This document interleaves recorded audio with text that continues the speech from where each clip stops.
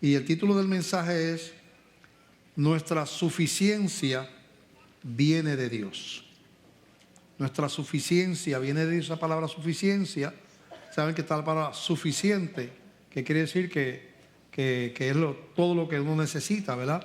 Así que la suficiencia tiene que ver con el logro exitoso de algo, la capacidad para hacer algo, ¿verdad? Y por lo tanto, cuando estamos hablando de nuestra suficiencia, nuestra vida victoriosa, nuestra vida exitosa cristiana, proviene de Dios. Y es una transferencia de Dios hacia su pueblo, ¿verdad? No somos suficientes en nosotros mismos, todo lo contrario, somos lo contrario. Tenemos insuficiencia, limitaciones, ¿verdad? Debilidades, todo lo que implica esta humanidad. Pero aún siendo así como humanos, cuando estamos en una relación correcta con Dios, entonces nos volvemos suficientes, logramos cosas que no sería posible lograr en nuestra propia capacidad. Así que Dios es bueno y ha venido a morar en nuestros corazones. Por lo tanto, podemos aspirar a tener una vida de victorioso, una vida de paz, de abundancia espiritual, de gozo, ¿verdad? Claro, no estoy diciendo que eso es realidad, precisamente ese es el ángulo en que vamos a hablar. Cómo pueden haber cosas que son prometidas por Dios, pero que no son realidad en la vida de uno. Por ejemplo, le voy a dar un ejemplo. La Biblia dice que el gozo es un fruto del Espíritu Santo. Así que cada persona cristiana que tiene al Espíritu Santo, si es cristiano, tiene derecho a tener gozo. Tiene en sí lo que necesita para tener gozo, que es el Espíritu Santo. Pero una cosa es que tengamos esa realidad y otra cosa es que nos apoderemos por la fe y que entendamos por la fe lo que se nos ha dado y que tengamos una vida de gozo. La Biblia dice que uno fruto del Espíritu es paz. Así que si somos cristianos, tenemos posicionalmente el derecho a tener paz. Y una paz, dice la Biblia, no como el mundo la da, sino paz en momentos difíciles. Claro, una cosa es que tengamos eso como un derecho, como un regalo de Dios, y otra cosa es que por la fe nos apoderemos de lo que es nuestro. A veces el desconocimiento, la incredulidad y otros factores nos roban lo que es nuestro. Y eso ustedes saben que pasa en muchísimos lugares. Uno puede tener la inteligencia para ser un magnífico estudiante natural, ser natural inteligentemente, pero si no se apodera de eso y lo ejecuta en los estudios, pues a lo mejor nunca termina ninguna carrera. Porque aunque uno tiene en sí mismo el potencial para ser un magnífico estudiante, por otros factores que pueden ser negligencia, vagancia, lo que sea, ¿verdad? Una vida escandalosa, lo que sea, pues no me apodero de lo que el potencial que yo tengo como ser humano. Lo mismo pasa en la parte espiritual. Así que vamos a ver cómo desarrollamos el tema. Nuestra suficiencia viene de Dios, y vamos a utilizar unos versos que hay en Segunda de Reyes, capítulo 6, versos del 8 al 17. Bastante larga la lectura, pero vamos a leer. Los sirios rodean a una ciudad hebrea, el Dotán, donde está el profeta Eliseo con su criado que le servía a él.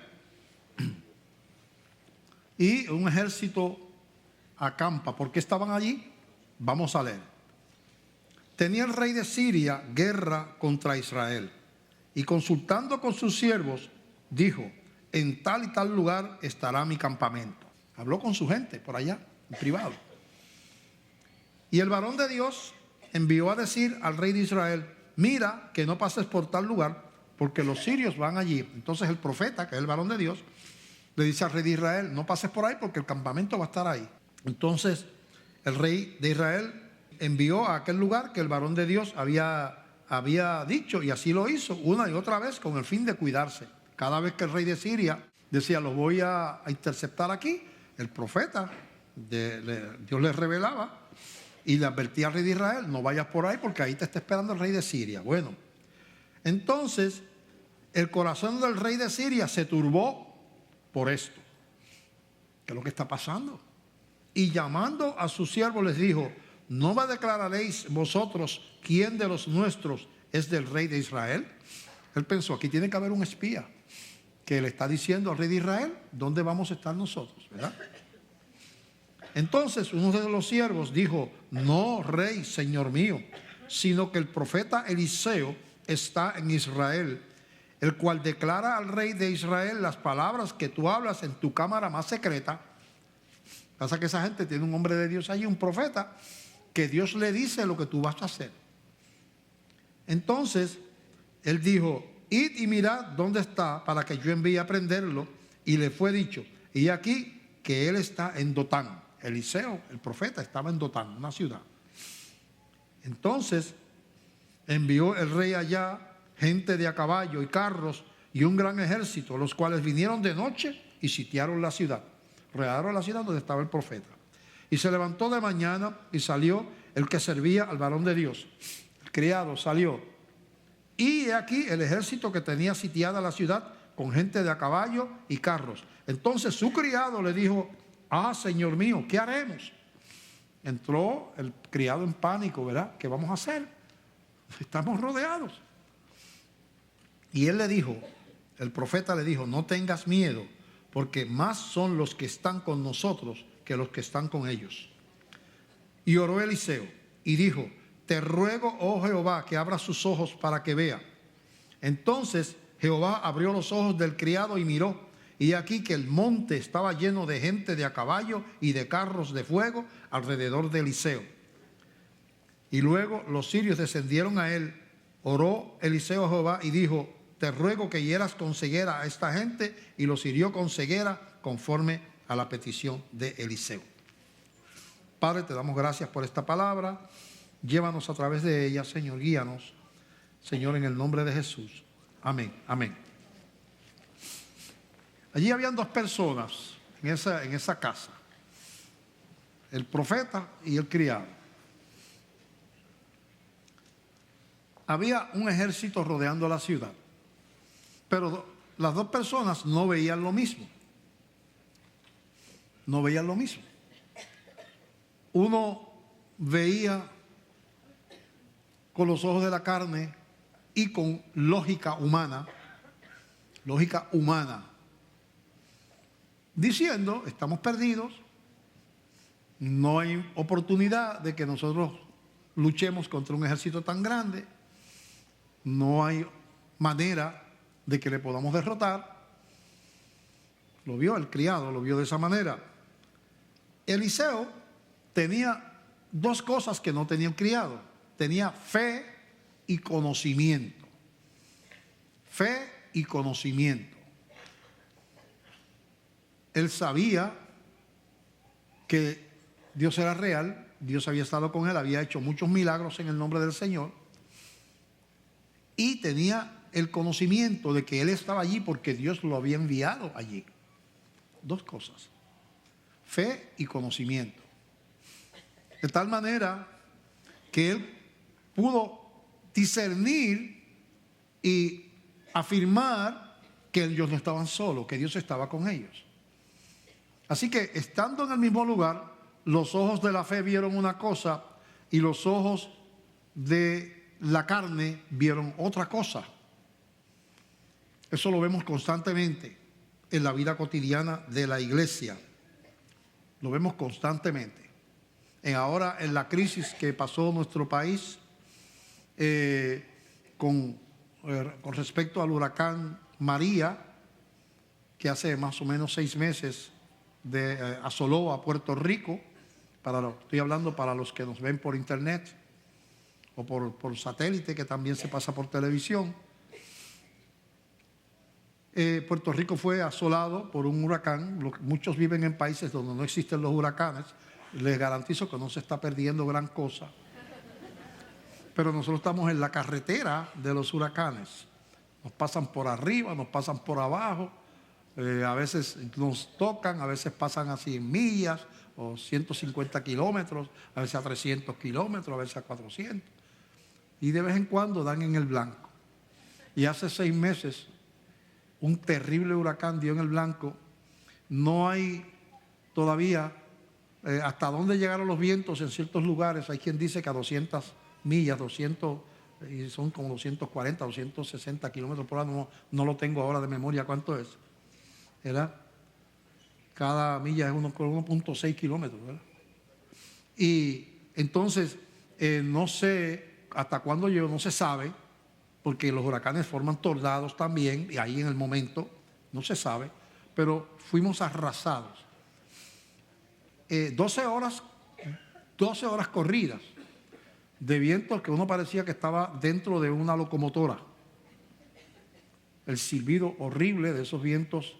Yo asomaba por las ventanas, árboles corpulentos de troncos inmensos partiéndose como si fueran de cartón, de papel, techos de casas volando. Y quedamos 100% del país sin energía eléctrica y casi en gran parte sin agua, porque mucha del agua llega por bombeo, bombas eléctricas. Y los únicos que tenían agua es los que tenían agua por gravedad, que no necesitaban de bombeo.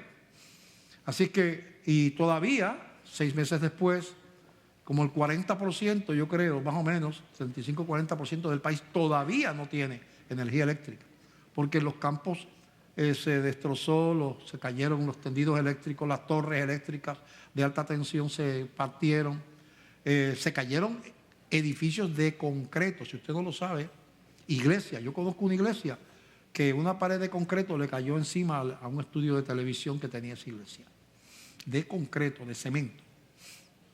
Las vigas inmensas que ponen en los puentes, que pesan toneladas, unas que ponen de concreto, que son grandes. Aquí en mi ciudad, nuestra ciudad, cerca de por ahí de Jardines del Caribe, están haciendo una autopista. Tumbó, ¿cuántas fueron? 3 o 4 vigas de esas. El viento. ¿Cómo lo hizo? Yo no puedo entenderlo. No lo puedo entender. No estaban fijas, estaban puestas nada más encima y las viró. Lo que quiero es describir lo terrible de ese huracán. Pero después del huracán uno empieza a recibir, pasan los meses, y uno recibe 2 tipos de información de gente cristiana. Están los cristianos que vieron a Dios en medio de la crisis y están bien agradecidos de las salchichas que comieron. No había refrigeración, había que comer salchichas y galletas y cosas así, jamonilla. Hay gente que no comerá salchicha en los próximos 20 años porque se llenó de salchicha. Pero yo oigo gente diciendo, yo le doy gracias a Dios porque Dios proveyó. Y le doy gracias a Dios porque Dios fue fiel en medio de la prueba. Y Dios estuvo con nosotros. Y algo hemos aprendido. Nuestros abuelos vivieron sin electricidad, bisabuelos vivieron sin electricidad, la mayor parte de ellos. Allá antes del año 40 no había mucha, aparte de las ciudades, los campos no tenían electricidad, no tenían agua. En las ciudades no tenían agua en muchos barrios. Ponían plumas, grifos públicos y la gente iba a llenar ahí, ¿verdad? Porque no había tuberías individuales para las casas, como ahora todo el mundo tiene. Y uno no sabía lo que era vivir de esa manera, que era como se vivía cotidianamente, sin luz, sin agua y sin dinero. Añada a eso la pobreza de los años 30, cuando vino el huracán San Felipe en el 28, añada a eso la Gran Depresión, en medio de la Gran Depresión, que afectó al mundo y a Puerto Rico por ser parte de Estados Unidos con más fuerza todavía. Y esa gente sobrevivió y fue fuerte y tenían casitas de madera, de paja, de palma. Y mucha gente dice, pastor, yo hemos aprendido a ser agradecidos. Y hemos aprendido a no darle demasiado valor a las cosas que uno tiene. Hemos aprendido lo que dice la Biblia, que todo en este mundo puede estar hoy y mañana no estar. Hemos aprendido a ser más fuertes. Dios estuvo con nosotros todo el tiempo. Encuentro también la otra versión. La persona que le dice a Dios, ¿por qué me pasó esto si yo soy cristiano? ¿Dónde estabas tú cuando se fue mi techo? ¿Dónde estabas tú cuando todavía no tengo agua, no tengo luz, no tengo electricidad? ¿Dónde tú estás, Señor? ¿Por qué tú no me protegiste? Dos personas que vivieron la misma experiencia, unos salieron fortalecidos y otros salieron enojados con Dios y murmurando de las bondades de Dios. Siempre hay dos maneras de ver las cosas, uno con los ojos de la fe y uno con los ojos de la incredulidad. Una lectura un poco larga que va a abundar. Este pasaje lo tenemos ya bastante golpeadito aquí en la iglesia, pero es que realmente no hay en la Biblia un capítulo dedicado a la fe, excepto en el libro de los Hebreos. Hablar de la fe, todo el capítulo 11 de Hebreos habla de la fe. Así que se le llama el capítulo de la fe. Y vamos a leer del verso 1 al 12 lo que dice Hebreos 11. Y dice así, escucha con atención. Es pues la fe la certeza de lo que se espera, la convicción de lo que no se ve. Certeza, lo espero, y convicción, estoy convencido aunque no lo veo, ¿verdad? Porque por ella, por la fe, alcanzaron buen testimonio los antiguos. Por la fe entendemos haber sido constituido el universo por la palabra de Dios, de modo que lo que se ve fue hecho de lo que no se veía. Los que creemos en Dios creador, sabemos que todo lo que existe fue creado por Dios, con su palabra, con solo decirlo. Por la fe, ahora viene un listado, por la fe Abel ofreció a Dios más excelente sacrificio que Caín, por lo cual alcanzó testimonio de que era justo, dando testimonio de sus ofrendas, y muerto aún habla por ella.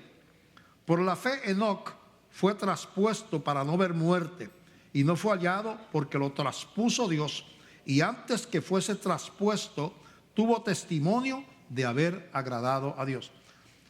Este es un hombre que era tan devoto de Dios, era un hombre tan justo, una vida tan virtuosa, que fue traspuesto.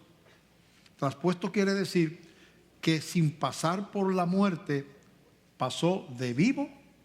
A él le pasó lo mismo que le va a pasar a la iglesia cuando venga Cristo, que vamos a ser transformados y levantados, los que estén vivos. Los muertos serán resucitados y los vivos serán transformados y traspuestos, serán levantados sin morir, los que estén vivos en el momento que Cristo regrese, y se irán con el Señor, ¿verdad? Pues esto pasó en el Antiguo Testamento a este hombre Enoc, llamado Enoc, y dice que por su fe fue que le pasó eso, y tuvo testimonio de haber agradado a Dios. Versículo 6, pero sin fe es imposible agradar a Dios, porque es necesario que el que se acerca a Dios crea que le hay y que es galardonador de los que le buscan. Por la fe, Noé, cuando fue advertido por Dios acerca de las cosas que aún no se veían, con temor preparó el arca en que su casa se salvase, y por esa fe condenó al mundo y fue hecho heredero de la justicia que viene por la fe. Por la fe Abraham, siendo llamado, obedeció para salir del lugar que había de recibir como herencia, y salió sin saber a dónde iba. Por la fe habitó como extranjero en la tierra prometida, como en tierra ajena, morando en tiendas con Isaac y Jacob, coherederos de la misma promesa. Porque esperaba la ciudad que tiene fundamentos, cuyo arquitecto y constructor es Dios. Por la fe también, la misma Sara, la esposa de Abraham, siendo estéril, recibió fuerza para concebir y dio a luz aún fuera del tiempo de la edad, porque creyó que era fiel quien lo había prometido. Así que vemos gente que logró cosas que humanamente parecían imposibles, como el caso de Eliseo que leímos. Habla, por ejemplo, de Noé. Noé fue advertido por Dios en un lugar que no llovía, no había río, no había mar, no construyó un barco gigantesco en la orilla de un mar, de un lago, sino en un lugar donde no había nada de eso. Usted se imagine aquí que venga una persona y allá en el monte arriba, por allá por Cerro Maravilla, aquí, por un lugar por allá de las montañas, empieza a hacer un barco 10 veces, 20 veces el tamaño de esta iglesia y el 2 veces el alto. Y usted le pregunta a esa persona, ¿qué tú estás haciendo? Estoy haciendo un barco. Pero es que aquí ni siquiera llueve mucho, ¿no? Y cómo eso, no hay quien mueva eso que tú estás haciendo. ¿Cómo vas a llevar eso al mar, al río? No, es que no lo tengo que llevar allá. Esto se va a llenar de agua aquí. Yo me imagino a la gente riéndose. Mira, ven acá, vamos a ver el loco. ¿Viste? Y yo me imagino a la gente, mira, allí está más loco y que haciendo un barco aquí que no hay ni agua. Dios mío, qué loco está ese tipo. Pero dice que por la fe condenó al mundo. Aquella gente no quiso entrar, no creyó. Y dice que la puerta se cerró, ellos se quedaron afuera y vino la gran inundación. Es un tipo de salvación. Los que no creen, se cerrará la puerta para ellos también y no entrarán en el arca de la salvación que es Jesucristo. Entonces, por la fe, él creyó lo que Dios le dijo. Parecía ilógico, pero ¿quién lo dijo? Dios. Pues no hay problema, yo hago un barco. Si tú lo dices, Señor, yo lo hago. Dice aquí también que por la fe Abraham salió de su tierra, salió del lugar que había de recibir como herencia y salió sin saber a dónde iba. Dios no le dijo. Y él iba a recibir, allí estaba el lugar que iba de su familia, la hacienda de su familia, los bienes estaban allí. Y Dios le dijo, quiero que te vayas, te voy a mostrar una tierra y te voy a bendecir. ¿Dónde es la tierra? No te voy a decir. Fue donde su papá, donde su familia, me tengo que ir. ¿Pero a dónde vas? Yo no sé. Pero ¿cómo vas a dejar? Tú eres el heredero. Es que Dios me dijo que me fuera de aquí. Y que Él tiene una promesa de que va a bendecir, que en mi descendencia van a ser benditas las naciones. Me tengo que ir. Pero es que eso es una locura, Abraham. ¿Pero a dónde vas? No sé. ¿Pero y por qué te vas? Porque Dios me dijo que me fuera. Y se fue. ¿Sabe qué pasa? Abraham es el padre de la fe, así se le llama. Abraham es el papá de Isaac, que es el papá de Jacob. Jacob se llamó Israel. Israel se le cambió el nombre a Israel, de donde vinieron las 12 tribus de Israel. Y de una de esas tribus, la tribu de Judá, nació eventualmente, cientos y cientos de años después, nació Jesucristo. Así que Abraham fue el creador de todos esos profetas. Toda esa gente son descendientes de Abraham. Todo el pueblo hebreo completo es descendiente de Abraham. Porque creyó. El Mesías en carne porque vino de la gloria, sabemos Jesús, pero el que era en carne, el papá José y María eran descendientes de Abraham. El honor de haber sido el precursor de la salvación del mundo en el plan de Dios, por haberse ido al lugar que Dios le dijo, aunque parecía una locura dejar lo que él tenía e ir donde no sabía dónde era. Yo te digo después. Y usted se da cuenta que la fe genuina es arriesgada. La fe genuina confía, si Dios lo dijo, eso es así. La fe genuina no está en juicio comparada con qué opina el académico, qué opina el Tribunal Supremo, qué opinan los artistas, qué opina la prensa, qué opinan los sociólogos, qué opinan los psicólogos, qué opinan la fe genuina está fundada en la palabra, en la voz de Dios. Si Dios lo dijo, es así. Si Dios dijo que es malo, es malo. ¿Por qué tú dices que es malo? Pero mira, este dice que es bueno, aquel dice que es bueno, aquel ilustre académico dice que es bueno, aquel que tiene 4 premios Nobel dice que es bueno, pero mi Dios dice que es malo. O al revés, mi Dios dice que es bueno. Entonces, esa fe que es audaz, que es con convicción, que es una fe que no claudica, una fe que quiere, que conlleva obediencia. La fe para Noé era creer en lo que Dios dijo, de que iba a haber una gran diluvio, una gran inundación, ¿verdad? Él lo creyó. Pero la obediencia de irse a construir el arca. La fe de Abraham de creer que de él iban a ser la generación que iba a traer al mundo al Mesías, pero implicaba dejar su familia y su tierra y sus bienes e irse a ver a donde Dios le mostrara en el camino donde era. Así que tú te das cuenta que la fe genuina no es una fe inerte, no es una fe teórica, no es una fe de yo soy bautista y voy a la iglesia el domingo. Y pues, como yo soy bautista y yo creo en Dios, y es una fe que la fe de creer en Dios es necesaria, porque dice aquí en Hebreos 11:6 que es necesario que el que se acerca a Dios crea que Dios existe, que le hay y que Él es galardonador del que le busca. Claro que hay que creer en la existencia de Dios, pero los demonios creen en Dios también. Y mucha gente que no se convierte a Cristo dice, no, yo creo en Dios, pero entrégale, no, mi vida no. Pero yo arrepentirme, no, yo tengo mi vida, yo hago lo que yo quiero, pero yo creo en Dios. Se van al infierno creyendo en Dios. Así es que la fe es una fe que produce acción. Es una fe que conlleva tomar decisiones. Implica cambiar de vida, implica muchas cosas. La fe genuina tiene esa característica. Claro, la fe tiene que estar acompañada del conocimiento. Por eso Dios nos dejó su palabra. Dios nos hizo miembros de iglesias para que aprendamos y nos discipulemos y estudiemos la Biblia, escuchemos mensajes, aprendamos a conocer la palabra. Y nos dejó el Señor el camino de la oración. Porque muchas cosas usted no las va a encontrar en la Biblia. Las cosas cotidianas, las cosas de la vida de la iglesia, usted tiene que preguntarle a Dios. Señor, ¿compramos el edificio? ¿O no compramos el edificio? Señor, ¿es esa la persona que tú quieres para formar un hogar? No es cuestión de que estoy enamorado, ese es el corazón. Eso lo tienen también los inconversos. Los inconversos se enamoran y apasionadamente de personas. Eso no es un atributo de los cristianos. Los cristianos se enamoran y los inconversos también. Y ven luces por las personas.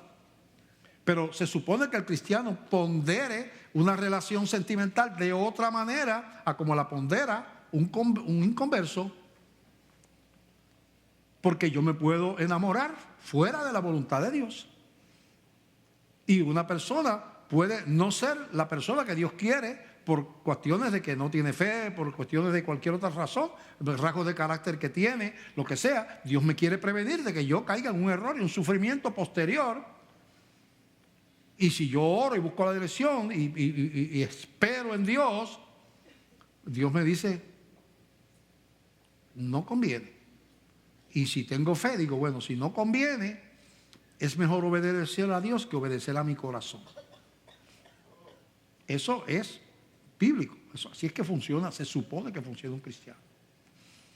Así es que la fe produce esas características. Es una fe que cambia realidades. Es la fe que puede cambiar, que hace a uno fuerte. Es la fe que vence al mundo. Sin embargo, no debemos olvidar que antes de la prueba, que la prueba puede estar antes de la victoria. Usted espera algo, pide algo, confía en el Señor para algo y no necesariamente usted obtiene lo que quiere sin haber pasado por la prueba. Una de las cosas que yo creo que debemos aprovechar de esto que está pasando en nuestro país, que es un huracán de viento y de lluvia, pero también es un huracán de un desastre económico, un colapso de una economía. Uno puede aprender. Y uno debe aprender a vivir en fe. Y uno debe aprender a no entrar en pánico. Mucha gente ven con los ojos de la carne y entran en pánico. Si usted se va a ir de Puerto Rico, va a tomar un avión para irse, esté seguro de que es la voluntad de Dios. No porque allí me pagan 25 pesos la hora. Puede ser que eso sea la destrucción de tu vida y de tu familia. Dios te puede estar librando de algo cuando te dice no te vayas. Ahora, si Dios quiere que te vayas, pues tú no hay ningún problema que te vayas. Pero no, si eres cristiano, no puede ser una decisión económica. No podemos concluir que el ser humano vive para buscar donde esté el dinero, porque eso es lo que quiere el diablo que tú pienses. Eso deshumaniza a la raza humana. Nos hacen misericordias, despiadados, codiciosos. Y no hay nada malo en que Dios te prospere. Prosperó a David, lo hizo rico, a Salomón, no hay ningún problema. Abraham. Toda esa gente fueron muy poderosos, no hay ningún problema. No estamos predicando que tú tienes que vivir en pobreza por obligación o algo así por el estilo. Pero estamos diciendo, ten cuidado, ¿a quién le pertenece tu corazón? No puedes tener precio. Tú tienes que ser fiel y creer en Dios. Bueno, Dios, ¿por qué tú no te vas? No, porque Dios no me ha dado, Dios no me ha mostrado a mí que yo me tengo que ir de aquí. ¿Y cómo vas a vivir aquí? Dios proveerá. Y Dios sabe si Dios quiere que yo aprenda. Me va a hacer más fuerte pasar por la estrechez. Y Dios sabe, si voy allá se me rompe el matrimonio, los hijos se me meten en droga y pasa un montón de cosas. Y entonces, ¿para qué yo quiero el dinero con una vida destrozada? Yo no sé lo que va a pasar. Dios sabe. Pues yo quiero que Dios me diga. Y si yo voy para allá como a tantos le pasa para destruir mi vida, ¿o es que donde está el dinero está automáticamente la felicidad? Eso no es así. Pero la fe es una fe con conocimiento. Tiene que conocer y tiene que creer, ¿verdad? En Santiago, el libro de Santiago, capítulo 1, del verso 12 en adelante, dice la escritura y leemos, vamos llegando ahí. Santiago 1, 2 dice: hermanos míos, tened por sumo gozo cuando os halléis en diversas pruebas, sabiendo que la prueba de vuestra fe produce paciencia. Está hablando ahí, había mucho sufrimiento para la iglesia de los primeros 200, 300 años, aunque esto fue escrito mucho, primer siglo, años después de la muerte de Cristo. Entonces, estaban matando a los cristianos, metiéndolos presos, y él les habla, dice: tened por sumo gozo cuando os halléis en diversas pruebas, sabiendo que la prueba de vuestra fe produce paciencia, mas tenga la paciencia su obra completa, para que seáis perfectos y cabales, sin que os falte cosa alguna. Y si alguno de vosotros tiene falta de sabiduría, pídala a Dios, el cual da a todos abundantemente y sin reproche, y le será dada. Busca dirección, pídele a Dios, ora. Necesitas sabiduría para tomar decisiones, busca la dirección del Señor y le será dada. Pero pida con fe, no dudando nada, porque el que duda es semejante a la onda del mar, que es arrastrada por el viento y echada de una parte a otra. No piense, pues, quien tal haga, que recibirá cosa alguna del Señor. El hombre de doble ánimo es inconstante en todos sus caminos. La persona de doble ánimo es una contradicción, una fe fuerte con una persona de doble ánimo. ¿Qué es una persona de doble ánimo? Es una persona que no es de una sola pieza delante de Dios. Entra a la fe y sale. Claudica y se enreda en los negocios de la vida, en las cosas del mundo, y allá se arrepiente, le da culpabilidad, vuelve a la iglesia, está un tiempito, está canta, adora, pide perdón, pero viene en otra oferta de la calle, del mundo, conoce a alguien que no es cristiano, se vuelve en una relación, lo que sea, se cansa de la iglesia y vuelve para acá. Y entonces acá vuelve otra vez y se enreda otra vez en el mundo y está participa de las cosas de la obra infructuosa de las tinieblas, empieza a hacer cosas pecaminosas, se olvida ya no se congrega, de esto y lo otro, viene otra vez, entra en crisis, le pasa algún problema o lo que sea, vuelve y se siente culpable, vuelve a la iglesia y acá se reconcilia con el Señor y hay personas que se pasan así toda la vida.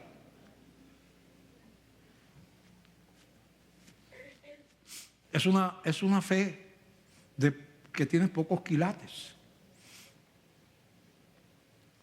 La persona no ha hecho una transacción final con Dios.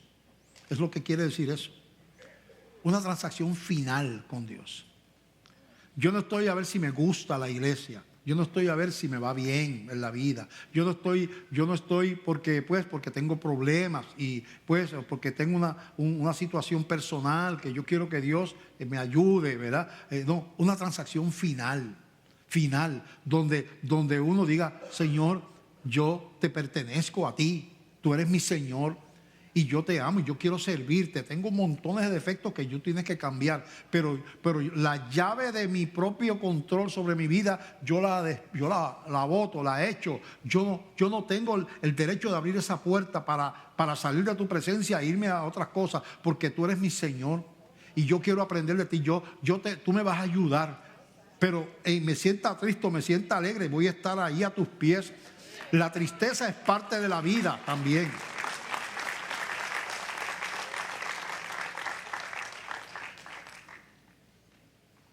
Y entonces se está hablando de que hay unas personas que no reciben, no se ven, no tienen una fe poderosa, porque es una fe que es claudicante, una fe de vaivén.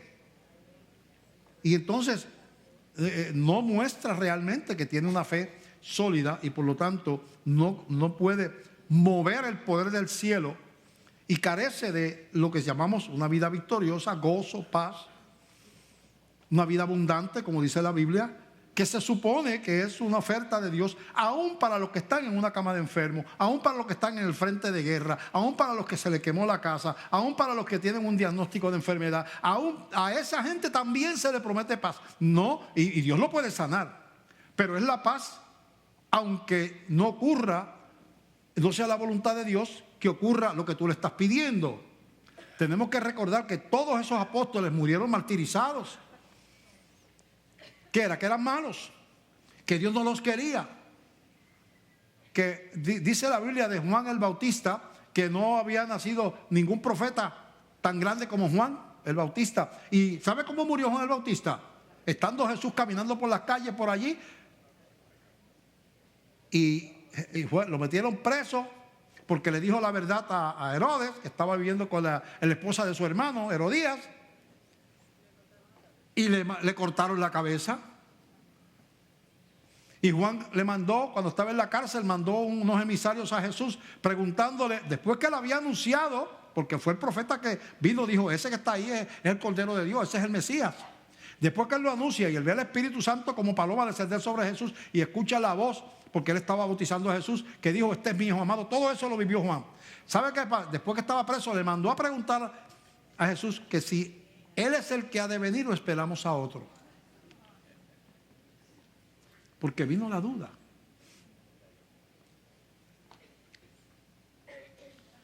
Le estaba diciendo, a mí me gusta leer entre líneas. ¿Sabe lo que yo pienso que le estaba diciendo Juan a Jesús? Si tú eres el Mesías, ¿qué hago yo aquí en la cárcel? Una crisis de fe de un gran profeta.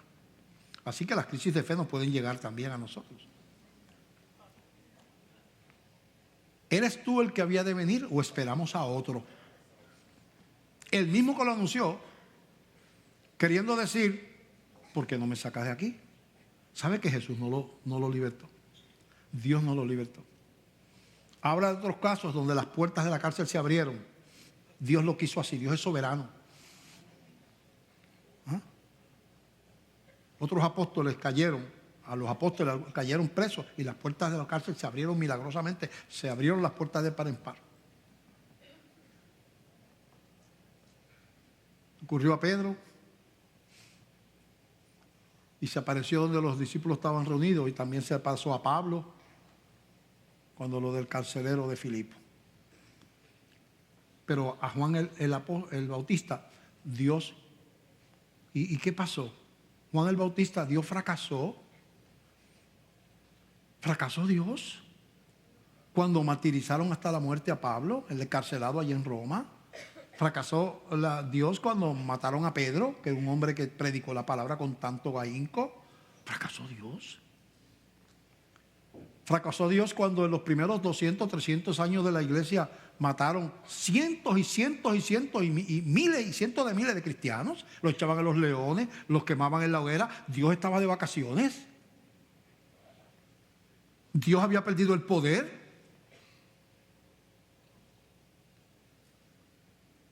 Usted tiene que pensar la Biblia completa. Usted no se puede hacer de las promesas que Dios me guarda y Dios me pasa y no me pasa nada. A eso le está pasando ahora mismo, que no encuentra qué hacer, lo del evangelio de la prosperidad y del decretar y declarar. Que es un pecado decretar y declarar, porque eso es atributo de Dios. Los seres humanos no decretamos ni declaramos. Dios es el que uno le pide a Dios y Dios hace conforme a su soberanía y a su voluntad. Así fue que nos enseñó a orar Jesucristo. Hágase tu voluntad, no hágase la mía. Pero ahora la teología de los pequeños dioses, así se le llama, lo que tú confiesas, si tú lo crees, es palabra rema, y eso, si tú lo crees, Dios lo hace. Dios va detrás de ti y tú vas adelante. Y yo me imagino, muchas de esas iglesias hoy están destruidas aquí en Puerto Rico por el huracán. Yo me imagino que el día antes, como ellos creen en decretar y cancelar, yo me imagino que el día antes sale el huracán y yo decreto que el huracán no va a tocar, y decreto que se desvía, y decreto que no va a pasar nada, y decretar, y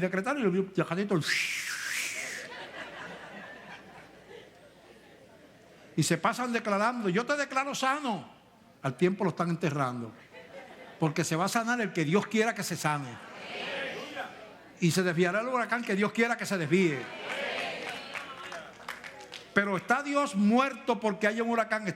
¿Falla Dios cuando alguien se muere? Un cristiano. Ahí es que viene el problema de la fe. La fe ventajera. La fe que quiere comprar a Dios y quiere controlar a Dios. La fe que no entiende la prueba. La fe que no entiende que en este mundo hay tribulación, y que la tribulación vino al mundo por el pecado del hombre. Dios no creó un mundo con terremotos, huracanes, enfermedades. Eso fue producto del pecado. Cuando Dios creó, usted lee, y todo lo que Dios hizo fue bueno. No había huracanes, los animales obedecían al ser humano, dice la Biblia. Un león no podía atacar a Adán. No podía. Estaba bajo el poder, la potestad, y le dio señorío sobre ellos, dice la Biblia. Pero el pecado trastornó no solamente nuestra relación con Dios, sino trastornó la creación. La creación fue sujeta a vanidad por causa del pecado, dice la Escritura. Y vino la enfermedad, y vino las plagas, y vino los huracanes, y vinieron los terremotos, y vino todas las cosas que trajo como consecuencia la rebelión del ser humano contra Dios. Y aquí nos toca vivir a nosotros. Nos toca vivir aquí y glorificar a Dios en un mundo que es así. Por eso es que Dios se glorifica en los que creen. Porque en la gloria no se necesita fe. ¿Sabe por qué en la gloria no se necesita fe? Porque allí tú no tienes que esperar nada, porque ya tú estás allí. En la Biblia no hay estudios bíblicos, porque allí no tienes que, allí todo te es revelado, porque allí está la presencia de Dios, todo tú lo conoces. No hay escuelas bíblicas en la Biblia. No se hay evangelismo, porque allí no hay inconversos. Muchas cosas que hacemos aquí como iglesia no hacen allí. No se ora por los enfermos porque allí no hay enfermedad. No se ora porque es que no hay muerte, no hay enfermedad, no hay dolor, no hay diablo. No se ora para que Dios nos proteja. No se reprende allí a nadie porque allí no hay demonio. Pero acá, en el proceso de llegar allá, hay que aprender a vivir por fe para agradar a Dios. Porque sin fe es imposible agradar a Dios. Y la vida te va a ser mucho mejor. Ya el diablo no se reirá de ti, tú te podrás reír de él.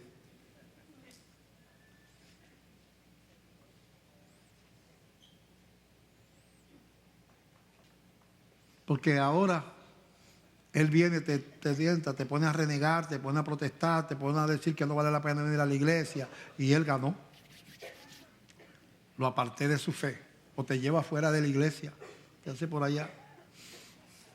Pero cuando tú eres como una roca, estás cimentado sobre la roca, como dijo Vivian. Y el diablo te tira y tú le no, de Cristo. Y tú eres, si yo soy lo que tú quieras, yo no me defiendo a mí, la sangre de Cristo me limpia de pecado. Yo soy hijo del Rey. Ah, pero tú no eres perfecto. Seguro que no. Yo no estoy en esto por el perfecto. Yo estoy en esto porque el que es perfecto me salvó, me perdonó y me hizo su hijo.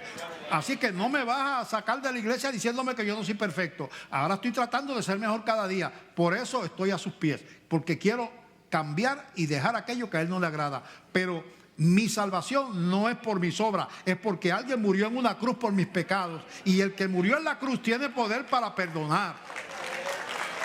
Y nadie le arrebata un hijo de su mano. Vale la pena creer en Dios. Vale la pena aprender a tener esa fe que vence al mundo, que nos hace gente con suficiencia, gente que enfrenta las pruebas que van a venir, como dice la Escritura, y entonces vamos a ser triunfantes. Por eso vemos esos versículos de un apóstol en medio de la prueba. En medio de la prueba, dice aquí en Filipenses capítulo 4, 12 al 13, escribe el apóstol Pablo: sé vivir humildemente y sé tener abundancia. En todo y por todo estoy enseñado, así para estar saciado como para tener hambre, así para tener abundancia como para padecer necesidad. Todo lo puedo en Cristo que me fortalece. Eso es un disparo al corazón. Como apóstol, me ha costado sin comer. Me ha cogido la noche en el camino. No tengo muchos recursos. A mí me han dado tundas de palos. Me han tirado por encima de un muro creyendo que yo estaba muerto, de los palos que me dieron en una ciudad. Que no, he estado en naufragios donde todo el mundo cree que el barco se va a hundir y está todo señala que no vamos a sobrevivir. Me mordió una serpiente venenosa que todo el mundo creía esperando que yo cayera muerto y no me pasó nada. Como me hubiera picado una hormiguita, porque no era la voluntad de Dios que en ese momento Pablo muriera. Años después murió en la cárcel, en el tiempo de Dios. Pero dice Pablo: yo estoy completo en Él. Yo creo en mi aliado, mi compañero es el Dios de la gloria. Yo soy propiedad del reino y yo estoy aquí peregrinando en este mundo que tiene todos estos problemas, y para los cristianos trae a veces rechazo y muchas cosas, pero todo lo puedo en Cristo. Es que ya no vivo yo, ahora vive Cristo en mí. Y todo lo que vivo lo vivo en la fe del Hijo de Dios. Entonces, esa fe es la que vence al mundo. Tiene que trascender, tiene que ir más allá de la fe de venir a la iglesia el domingo, de la fe de ser bautista, o de, ¿verdad? Es la fe de entrega, es la fe de dejarse caer en los brazos de Dios. Es la fe de preguntarle: Señor, ¿qué tú quieres que yo haga? ¿Qué tú quieres que yo haga? Es la fe que, si se perfecciona, puede llegar el momento de, como Job, en medio de la desastre de perder todo, la familia, los hijos muertos, la fortuna y una enfermedad por todo el cuerpo lleno de llagas. Y la mujer diciéndole, encima de eso, la mujer de Job le dice, mira, ¿todavía tú sigues alabando a Dios? Hemos perdido los hijos, hemos perdido todo lo que tenemos. Estás enfermo ahí, rascándote en ceniza, revolcándote en ceniza porque tienes una sarna por todo el cuerpo. Y tú sigues alabando a Dios. Maldice a Dios y muérete. Qué mujercita tremenda. Ella era ayuda idiota, digo idónea.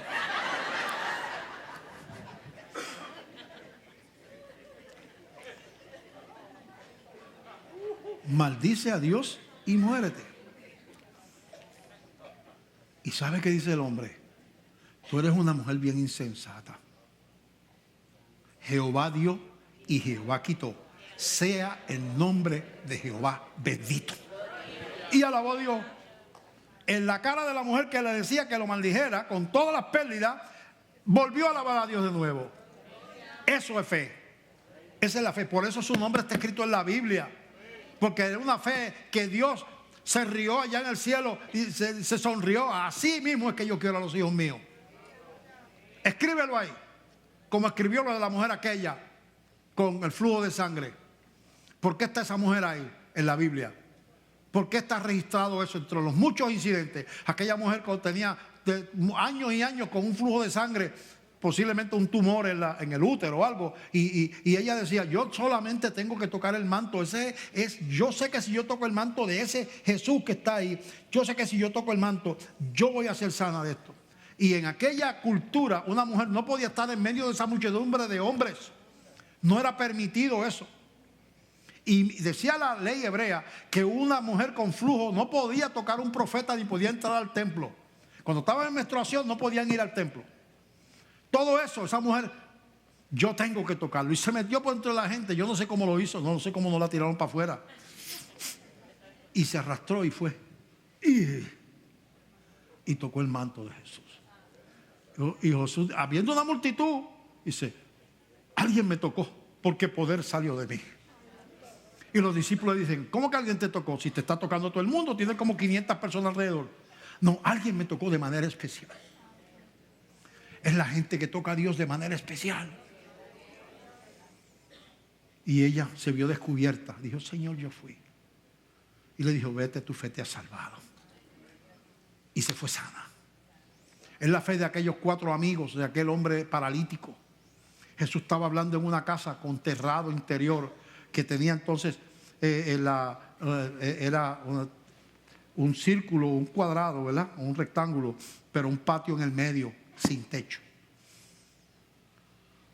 Yo fui, eso se copió en las construcciones romanas,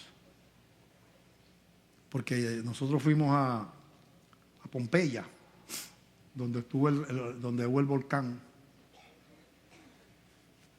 ese que destruyó la ciudad de Pompeya, allá al lado de Nápoles, por allá, en Italia. Y vimos casas así mismo, el cuadrado, y en el medio a veces tienen una fuente y un patio interior. Y ahí estaba Jesús rodeado de gente y una multitud que desde la puerta había gente que no se podía entrar y había un paralítico. Y unos amigos dijeron, si nosotros logramos llevar a este hombre, ese hombre está sanando a todo el mundo. Si lo logramos llevar hasta allí donde está Jesús, va a ocurrir un milagro. Y aquellos 4 amigos, no dice que eran 4, pero dice que, me imagino que eran 4 para llevar una camilla o algo así. Entonces buscaron y a lo mejor trataron de entrar y todo el mundo buscando su propio beneficio y su propia necesidad. Vete para allá, vete. Déjame pasar. No, si yo estoy aquí hace 1 hora y no he podido llegar allá. No sé lo que hubo ahí en esa conversación. Dice, ¿pero qué podemos hacer? Dice, oye, esa casa es abierta por arriba y allá en el patio interior es que está Jesús.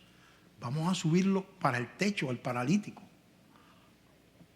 Entonces, me imagino que con sogas o algo, de alguna manera subieron a aquel hombre y lo llevan allá a la parte abierta. Y cuando Jesús hablando y de momento empieza a bajar una camilla frente a él.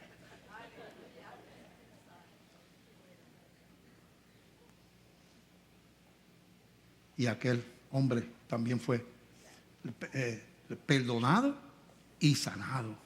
Y salió de allí, se llevó la camilla, se la echó al hombro. El que era paralítico salió de allí con la camilla caminando. Hay una fe que mueve el corazón de Dios. Es la fe que tenemos que tener como iglesia. Es la fe de reconocer que lo que Dios hizo lo puede volver a hacer. Que hay dimensiones que dice la Biblia que Dios tiene para su iglesia que nosotros no conocemos todavía. Es la fe de ser humilde y decir: Señor, yo quiero conocer las profundas riquezas de tu gloria, las cosas escondidas que tú tienes para tus hijos.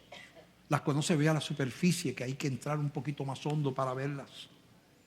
Porque yo creo en ti, Señor. Yo creo en ti. Yo creo en ti. Grandes cosas puede hacer el Señor. Antes de terminar, quiero decir que para caminar ese camino de vida profunda en la fe, hay que empezar en algún lugar. Como si usted va de aquí a la capital de Puerto Rico, que se llama San Juan. Desde esta ciudad tiene que pasar unos cuantos pueblos antes de llegar allá.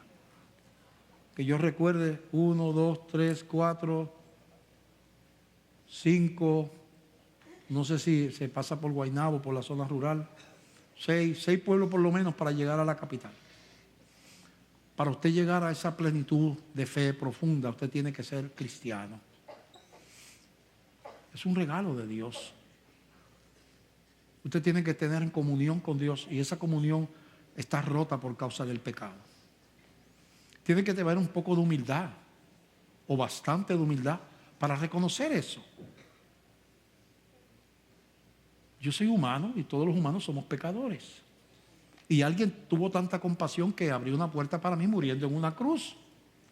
Y Él me llama y Él me invita a que yo le dé mi corazón, le dé mi vida, le entregue mis pecados a Él.